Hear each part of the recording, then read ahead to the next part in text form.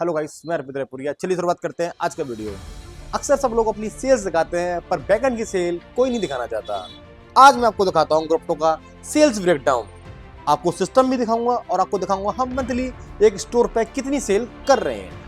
आज मैं आपको बताने वाला हूँ स्टोर का फुटफॉल कितना होता है और कौन सी कैटेगरी कितना कंट्रीब्यूट करती है, जैसे कि snacks, FMCG, beverages, masala, oil and ghee, pet care, baby care, ऐसी कैसी कैटेगरी होती है और कितनी प्रकार की जो कैटेगरी है वो कितना हमें कंट्रीब्यूशन देती हैं। इसका ब्रेकडाउन मैं आपको दिखाऊंगा इस पार्ट के अंदर।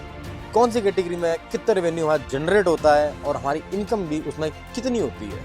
गाइस, सबसे ज़्यादा इंपॉर्टेंट पार्ट होता है रिपीट कस्टमर। अगर आपके पास रिपीट कस्टमर आ रहा है तो आप समझ लो आपका बिजनेस एक प्रूवन मॉडल है एंड कस्टमर आपके ऊपर ट्रस्ट कर रहा है। तो रिपीट कस्टमर तभी स्टोर पे कस्टमर आता है जब आपके बिजनेस के अंदर कुछ अच्छा हो या आप कस्टमर को अच्छा एक्सपीरियंस दे रहे हो। यही ग्रोप्टो अच्छा एक्सपीरियंस देने का काम कर रहा है ताकि टियर 2 सिटी के कस्टमर हैप्पी रहे। आज का वॉल्यूम किस कैटेगरी से ज्यादा है ये हम देखते हैं सिस्टम में, जैसे कि बेवरेज से ज्यादा है, स्नैक्स से ज्यादा है, पेट केयर भी किससे ज्यादा है। तो मैं आपको दिखाऊंगा एक एक चीजें और एक एक बातों को आपको डिस्क्राइब करूंगा, जैसे कि हमारी डेली की सेल्स कितनी हो रही है, डेली सेल्स के अंदर कितने बिल कटते हैं, कोई कस्टमर कितना सामान ले जा रहा है, किसी कस्टमर सामान लिया तो बिल में क्या जा रहा है। उसकी एक एक चीज़ों को डिफाइन किया जाता है और इसके थ्रू ही निकाला जाता है हमारी कंपनी के अंदर जो एक एक आइटम्स ये मार्जिन होता है वो किस लेवल का मार्जिन है। किसी में 10% का मार्जिन है, किसी में 20% का मार्जिन है, किसी में अप्रोक्स 50% का भी ग्रोस मार्जिन है। बट सबको मिला के कॉन्ट्रीब्यूशन मार्जिन बनता है वो 15 से 20% का बनता है।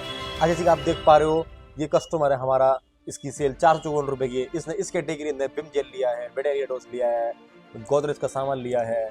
इस पुष्पिंदर नाम का बंदा है, इसने हमारे से 2487 का सामान लिया है, जिसमें हमने कस्टमर को सेविंग दी है 259 रुपीज की। साथ ही साथ में 57 क्वांटिटी गई है, क्या स्कीम गई है, कितनी क्वांटिटी है, ये सब कुछ हम एक सिस्टम के थ्रू देख सकते हैं। रिटेल के अंदर सबसे ज्यादा इंपॉर्टेंट होता है आपका वॉल्यूम। अगर आप वॉल्यूम को कंट्रोल कर लोगे और समझ जाओगे क्या है तो आप ग्रोसरी के अंदर गेम क्रैक कर जाओगे। तो सबसे इंपॉर्टेंट है वॉल्यूम। वॉल्यूम के ऊपर आप अच्छे खासे मार्जिन भी बना सकते हो, जैसे कि कस्टमर इतनी वॉल्यूम का सामान खरीद रहा है, 5 क्वांटिटी, 10 क्वांटिटी, जितनी ज़्यादा आप क्वांटिटी बैक में परचेस करोगे आपका प्रॉफिट भी चांसेस बढ़ाने के उतने ही ज़्यादा है।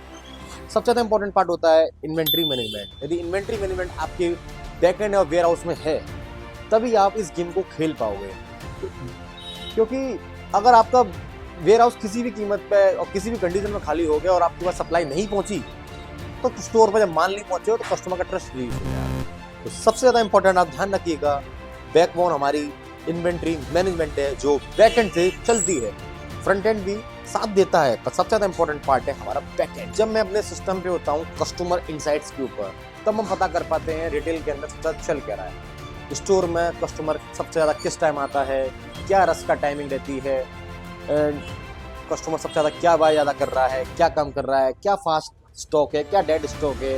ये सब कस्टमर इनसाइट्स के पता कर पाते हैं। किस कस्टमर किस टाइम पे आता है, कौन कब क्या ले जाता है और कब कौन नहीं आता है।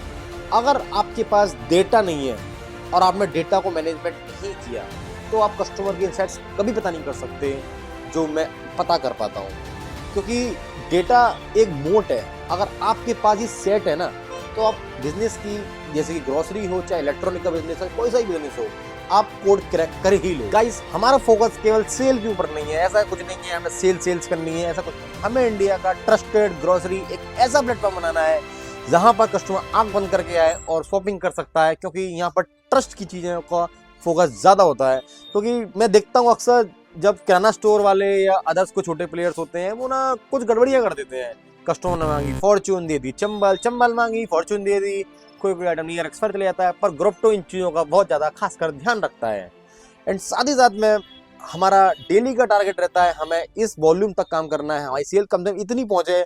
जब सेल्स नहीं पहुंचती है उस लेवल पर तब हम इसके लिए कुछ ना कुछ करते हैं ताकि रिपीट कस्टमर आ सके। जब रिपीट कस्टमर आपके स्टोर पे आएगा तब आपकी सेल्स का वॉल्यूम भी बढ़ेगा।